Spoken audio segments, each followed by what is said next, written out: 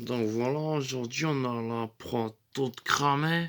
Et voilà, aujourd'hui, vous comme moi, vous allez mourir un petit peu moins bête, quoi. Parce que par exemple, beaucoup de gens pratiquent le coït, c'est-à-dire tic-tac, on comme ça. Voilà, le coït banal, comme ça, tic-tac, tic-tac, comme ça. Donc, beaucoup de gens connaissent le coït, mais peu de gens savent voilà, comment est né le coït. Enfin, comment s'est passé le premier colt sur Terre, le coït. Parce que voilà, je veux dire, il y en a, ils ont inventé l'eau chaude, il y en a, ils sont allés sur la Lune, il y en a, ils ont inventé la boîte de conserve, mais il y en a, ils ont inventé le coït. Et donc voilà, ce que je vais vous raconter aujourd'hui, c'est l'histoire originelle officieuse, hein. L'histoire officielle est des fois quelque peu différente. Les scientifiques sont encore pas tout à fait d'accord. Mais donc, voilà, selon mes confrères scientifiques du boulevard Jean-Michel Trois Couilles, ils sont mis d'accord comme ça. Ils ont dit, alors la théorie la plus probable, c'est que c'était à l'époque voilà, très très antérieure, comme ça, Néandertal, Cro-Magnon, quand ils marchaient encore comme des bossus, qu'ils n'avaient pas inventé de gilet, qu'ils étaient poilus de partout, des orteils, des oreilles, des narines. Voilà, voilà. Et donc ils étaient tout poilus, comme ça, on aurait dit un petit peu, c'était un petit peu des hommes singes, on peut dire ça comme ça. Et peu de gens le savent aussi, donc vous mourrez moins bête, hein, et moi aussi, bah, je viens de l'apprendre il n'y a pas longtemps. Les Néandertals, ils adoraient la tarte aux pommes. Parce que voilà, à l'époque, il y avait des pommiers, hein, donc des pommes. D'ailleurs, avec les fruits fermentés, ils se défonçaient la tête. Après, ils dansaient. Mais anecdotique, hein. Mais bon, bref, voilà, pour en revenir à notre histoire, voilà. Et, les Néandertals, ils adoraient la tarte aux pommes. Avec les petites pommes comme ça, qui sont bien coupées les unes après les autres, tout ça. Et ils faisaient ça joli, joli. C'est déjà là qu'on a dit, il doit y avoir une graine d'intelligence pour que, voilà, là, ils faisaient des rosaces avec les pommes. Voilà, c'était vraiment. Voilà, tout le monde adorait la tarte aux pommes. Et une fois, il y a le petit Gustave, on va l'appeler Gustave, hein. Voilà, on n'a pas retrouvé dans les archives officielles, il n'y a pas vraiment d'archives, mais ni de fossiles qui nous. Voilà, ni des dessins paléolithiques comme ça qui vraiment le certifient. Mais voilà, il y a un Néandertal qui est parti dans son côté, comme ça, on va l'appeler Gustave, tout ça. Et il n'était pas content, ses parents ils lui ont dit t'as pas été gentil, t'as pas ramené des bonnes notes en cours de chasse de mammouth et de cueillette de houx. Donc du coup, on va te punir, on va te donner une toute petite tarte aux pommes. Et voilà, Gustave, il est parti dans son coin, il est parti dans la forêt méditer, et il s'est dit, qu'est-ce que je fasse avec cette petite tarte aux pommes, j'ai trop faim, ça va juste me frustrer. Alors il s'est dit, je vais faire plaisir à mon zizi. Et je sais pas, une drôle d'idée lui est passée par la tête ce jour-là, hein, peut-être ce qui allait changer à jamais la civilisation. Donc ce jour-là, il a vu la tarte aux pommes et il s'est dit, je vais la fourrer sur mon zizi. Et il a commencé à prendre la tarte aux pommes, voilà, il l'a mis sur sa bite, sur son gland. Il a commencé à faire des mouvements de va-et-vient, hein, soit un peu comme l'équivalent du coit, hein, il a fait tchic, tchac, tchac, tchac, tchac. Bon, après, il eût été dit que les bruits qui auraient été entendus en ces lieux, donc au plein milieu de la forêt, c'était plutôt des bruits un peu néandertals. C'était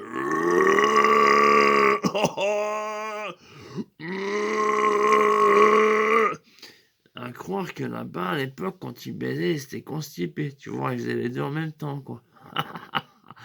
Et donc, du coup, elle était là, tout content, il fourrait sa tarte aux pommes. Et tout d'un coup, il a commencé à avoir du plaisir. Oh! Oh! Mais qu'est-ce qui m'arrive? J'ai le corps qui me fait du bien. Oh là là, il y avait la dopamine qui montait. Bon, il se rendait pas bien compte, il resté la dopamine, mais il était tout excité. Il a commencé à avoir le sourire, il a commencé à baver, ça coulait jusqu'à ses pieds. Il avait le sourire comme ça sans trop comprendre pourquoi, comme un junkie, tu vois. Et du coup, il a dit, oh putain, mais il faut gigoter donc la tarte aux pommes sur le zizi pour être heureux. Et après, l'histoire ne certifie pas vraiment, mais il eût été dit qu'il aurait mangé la fameuse tarte aux pommes, dans laquelle il aurait même fait une fameuse giclette. Il a fait ah! Et il a giclé un truc bizarre. Et d'abord, il a cru au malin, au diable. Parce que normalement, il sortait que du liquide jaune de son bout de gras entre les jambes, hein, qu'à l'époque, on appelait le gourdin mammouth. Hein. Et du coup, son gourdin mammouth, il a découvert que tout d'un coup, il a craché un truc un peu blanc, moisi, un peu comme du fromage qui aurait périmé comme ça. Et du coup, il s'est dit, oh chétan, le diable j'ai dû subir une malédiction et maintenant je fais plus du jus de pomme, je fais plus que du lait caillé. Et il allait se plaindre au village, il a raconté son histoire, tout ça, et il avait une copine qui l'a bien écouté et lui a fait moi j'ai un trou entre les cuisses et il me sert à rien. On sait jamais, essaye de mettre ton gourdin à mammouth, hein, tu le mets dedans. Et on verra, peut-être tout d'un coup, ça va te soigner ta malédiction, tu feras à nouveau je sais pas, du jus de pomme, tu vas tout d'un coup refaire des jets de, voilà. Et elle lui fait, alors, elle écarte les cuisses et elle lui dit, bah essaye, moi j'ai un trou, je vois que t'as un bout de gras, peut-être que ça s'emboîte. Et là, il dit, mais t'es pas bête quand même. C'est vrai que c'est une bonne idée, on pourrait essayer. Alors il lui dit, alors mets-toi à quatre pattes, salope. Enfin, il n'a pas dit comme ça, parce qu'on disait pas salope à l'époque, on disait espèce d'avaleuse de mammouth. Mais enfin, il a dit avaleuse de mammouth, mets-toi à quatre pattes. Et elle a fait, mais t'es un peu vulgaire. Bon, elle s'est exécutée quand même, elle s'est mise à quatre pattes. Il a pris les doigts, il a cherché le trou, hein. Il a dit, il est où ton fameux trou? Il a commencé à mettre un truc, et il lui a fait, non, ça c'est le trou à caca. Et il lui a fait, pas touche, pas touche. Et il lui a fait des trucs un peu de Cro-Magnon, elle lui a chassé les mouches, tout ça. Et il lui a dit non, le trou, plus par là. Et alors il a commencé à chercher, il a cherché le trou. Et tout d'un coup, il a dit ah, mais t'as un trou bizarre, un gros trou, on dirait que t'as une deuxième bouche. Et il lui a dit tu parles avec celle-là? Et il lui a fait bon, arrête de parler, maintenant tu mets ton bout de gras, là, ton gourdin à mammouth. Parce qu'à l'époque, on assommait le mammouth avec son zizi. Il servait à rien. Ça pendouillait. Il y a certains, ils avaient remarqué quand ils voyaient des mamelles de meufs en chaleur, hein, ou de meufs comme ça qui traînaient dans la rue, dans la caverne, dans la grotte, ils avaient remarqué que ça grossissait. Mais ils comprenaient pas pourquoi. Ils se disaient, peut-être que c'est comme des mammouths, ils font un petit peu. Mais voilà, jusqu'à l'époque, on utilisait ça juste pour assommer le mammouth. On le tournait autour, après, il s'étourdissait, il tombait au sol, et après on se mettait à 10, à 20, on prenait son bout de gras, là, son gourdin à mammouth, et on faisait tchac, tchac, jusqu'à que le mammouth il soit assommé. Donc après, et là voilà, les gens ils remettaient leur gourdin à mammouth dans leur peau de banane, hein, leur slip banane comme ça. Et ils repartaient, ils arrivaient à la caverne, on a assommé le mammouth à coup de gourdin à mammouth. Les femmes commençaient à danser, les seins à l'air, certaines à quatre pattes, certaines c'est des bruits comme. Enfin, c'était encore, on était un peu mi-singe, mi-homme, hein. C'était encore un peu bossu, poilu. Même que, voilà, des fois, il fallait vraiment faire comme ça pour voir le sexe comme ça, parce que tout le monde était poilu de partout, les meufs, elles avaient tellement de poils sur les nichons qu'on voyait même pas des fois les nichons. Déjà, celui qui a pensé à inventer le coupe-coupe, voilà, c'était un ingénieux, parce que franchement, là, c'était plus joli les mamelles après. Ça, c'était un Néandertal futé. C'est le genre de mec que Darwin, il a dit, c'est grâce à lui que l'évolution, elle a progressé, tu vois. Dixit, le fameux explorateur de l'île au goéland. Et donc, bref, voilà. Nos voilà, il lui fait, vas-y, prends-moi par le trou. Et il lui fait, mais je sais pas, je vais quand même pas te mettre un bout de mon corps dans ton corps. Et il lui fait, on sait jamais, il y aura peut-être de la magie, tout ça. Et lui, il prend son truc et il dit: «Ouais, justement, j'ai remarqué, elle grossit, plus tu t'écartes les cuisses, plus tu te mets à 4 pattes. Je sais pas, je contrôle pas mon truc, il commence à devenir tout gros, il commence à tourner dans tous les sens, il fait: "Wup, wup, wup"». Et moi, ça me dérange, je me sens gêné. Elle fait: «Ah vas-y, vas-y, mets-le à l'intérieur, tu te sentiras moins gêné». Alors là, comment là? C'est Gustave, hein, Gustave donc, il arrive, il fait: «Ah! Ah!», il fait vraiment un truc de Cro-Magnon, genre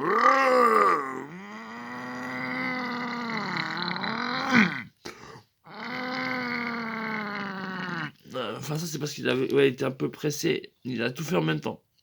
Ça c'est une des belles histoires, c'est un peu crado. Bon et donc voilà, il l'a chopé et tout d'un coup, il fait, «Oh j'ai fini, il y a du liquide qui est sorti». Et il lui fait: «Ah bah, tu content?» Et il lui fait: «Bah non, c'est entré dedans, comment tu veux que je vois?» Alors il a commencé à explorer la chatte, tout ça, il a regardé de son œil, il fait trop sombre, si on avait déjà inventé la lampe de poche, je pourrais voir ce qu'il y a dans ton mais là je vois pas. Alors, il a commencé à boire des voilà, de l'hydromel, de l'eau de la rivière, tout ça. Il s'est fait pisser, il a vu que c'était encore jaune, il s'est dit: «Elle m'a soigné». Alors tous les coups, il est retourné, il a dit: «Tu ma bénédiction», et tous les soirs, il lui faisait, «Espèce de d'avaleuse de mammouth, à 4 pattes et au coin, espèce de petite avaleuse de mammouth». Et il faisait vraiment il était un peu rustre, hein, il était un peu rupestre. C'était pas lui qui avait inventé la galance, l'élégance, vraiment c'était un peu, c'était Gustave, le constipé, de la tourte aux pommes, tu vois?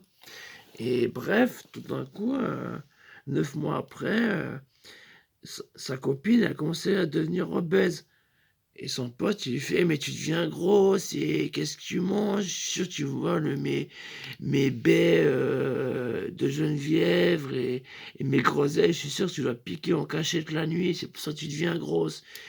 Et elle lui fait: «Non chérie, je t'assure, je suis toute gentille, je te vole pas des rations, mais je t'en rajoute un peu, tu es vraiment ingrat». Et elle lui fait: «Non, je sais pas, c'est et je sens un petit battement de cœur, c'est comme mignon. C'est comme si j'avais, je sais pas, un petit chien ou un je sais pas, il y a comme un truc qui se développe dans mon ventre».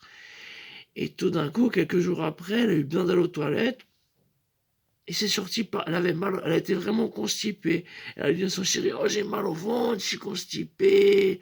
En plus, je perds des os, il y a beaucoup d'eau qui sort, tout ça». Et il lui a fait, «Chérie, c'est bizarre, tout ça va à sel». Et elle revient et elle lui fait, «J'ai fait un drôle de truc, mais c'est sorti par l'autre trou, par le trou à la pomme là, le trou où tu as mis ton gourdin». Et il lui fait: «Mais c'est bizarre». Et il fait alors il va voir dans le trou de la latrine, hein, et il dit: «Mais il est tout rose, c'est pas du caca normal, toi aussi tu es maudite». Et tout d'un coup, on voit que le truc, il commence à bouger, il fait des: «Arrête, arrête, arrête, arrête». Et là, ils font: «Oh malédiction, on a fait un caca qui parle». Et là, elle lui fait: «Mais tout d'un coup, c'est peut-être, un petit être humain en devenir». Et bref, c'est comme ça qu'est né le code. Ils se sont dit, «Ah bah ouais». Et en plus, ils ont remarqué que ça donnait du plaisir, donc ils ont commencé alors un peu comme les bonobos. Dans un premier temps, ça a été, la chute du mur. Vraiment, ça sodomisait dans tous les coins, derrière tous les buissons. Il y avait pas une fougère qui était pas squattée, un arbre, un tronc, un trou. Il y en a même qui allaient creuser des trous dans le sol pour, fourrer, vraiment, c'était l'explosion sexuelle et c'est là qu'il y a eu la fameuse démographie qui fait qu'aujourd'hui, on est beaucoup sur terre et c'est grâce à Gustave qui avait une toute petite tarte aux pommes, qui a été généreux, altruiste, il l'a offert à sa bite. Il l'a gigoté, sa femme, ça lui a donné une idée, elle lui a dit: «Essaye la tarte aux pommes, essaye ça dans mon trou». Et on a enfin compris à quoi servait le bâton à mammouth, le trou, à l'époque, on l'utilisait comme garde-manger. Par exemple, tu partais à la chasse, tu mettais le sandwich, dans le trou.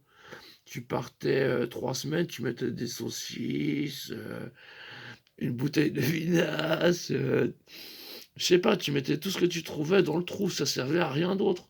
On savait pas à quoi ça servait. C'était voilà, c'était un orifice, comme une petite armoire humaine.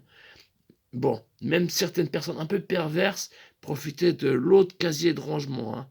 Bon, on y mettait par exemple des choses plus petites comme des pastèques, des menhirs, pour les plus audacieuses, hein. Mais voilà, des petites cerises pour tenir l'hiver, tout ça. Et donc c'est ainsi qu'est né le fameux Coit. Ben sinon, ben parce qu'à l'époque ça se reproduisait bizarrement. Des fois les gens dans l'action, tu vois, à force de frapper, de gigoter le zizi contre le mammouth, des fois ils sortaient une giclette sans comprendre pourquoi. Et ils rentraient à la maison tout crado avec le zizi qu'on appelait à l'époque le gourdin mammouth, hein. Il était un peu sale. Des fois, leur femme, elle les nettoyait, et comme des fois, elles avaient des morpions à l'époque, et ben, elles se grattaient la chatte. Et des fois, ben, donc, ça entrait, le liquide, il entrait dans la belle boîte à ovule magique, la petite caverne, hein, le fourre-tout de l'époque. Et donc, du coup, les gens, elles tombaient quand même enceintes. Mais c'est vraiment de ce jour, grâce à Gustave, qu'on a compris, c'était un peu le Galilée, parce que au début on a dit hérétique, sorcier, mécréant, et on l'a attaché par les orteils, et on a commencé à faire un feu au-dessous, et alors que ses cheveux commençaient à brûler, il a dit vous verrez, le zizi tourne en orbite et révolutionnera la planète, vous serez toujours plus nombreux. Et ils ont fait hérétique, les bébés naissent grâce à la chasse aux mammouths. Parce qu'on a remarqué que souvent, après la chasse aux mammouths, il y avait des bébés. Et donc, on croyait que c'était les mammouths qui, à force de les tuer, bah, Dieu il nous bénissait et il nous faisait des bébés. C'est comme ça l'histoire de la vie. Et donc voilà, bah, tu sauras que si t'as un gourdin, enfin ce que t'appelles une bite maintenant, hein, une grosse bite quoi. À l'époque, c'était juste un gourdin, un mammouth. Et tu t'en servais pour que dalle. Tu te branlais pas, t'allais pas fourrer Ginette, Brenda, ta voisine, toutes les choses du quartier, non. Que dalle. T'allais juste chercher le mammouth, tu lui tournais autour hein, jusqu'à qu'il. Et après, bah, tu faisais tchac, tchac, tchac, tchac, tchac, tchac, tchac, tchac, tchac pendant des heures. Et après, avec ta main cradose, bah, tu faisais, avec ta main un peu crado, tu faisais des bébés sans le savoir. C'est pour ça, quand je te serre la main, peut-être des fois, je te fais des bébés sans le savoir. Bah, j'aime bien me branler, il n'y a pas autant de toilettes qu'il y a de buissons, hein. Moi, je suis encore un peu sauvage, quoi. Bon, donc voilà, c'était l'histoire du coït officieuse, hein. Il y a des historiens qui s'accordent pas avec ma version des faits, hein. Mais après, il y en a qui disent que vraiment, ils sont dans le faux, hein. Suivez plutôt ma version, écoutez-les pas, hein, c'est un peu des loufoques, hein.